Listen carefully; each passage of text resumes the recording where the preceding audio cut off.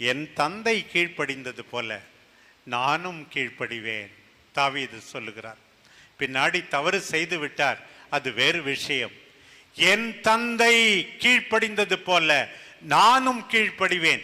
கீழ்ப்படிபவர்களுக்கு கடவுளுடைய ஆசீர்வாதம் குறையவே குறையாதாம். பாரு, இன்றைக்கு ஆண்டவர் அதைத்தான் எல்லாரிடமும் எதிர்பார்க்கிறார்.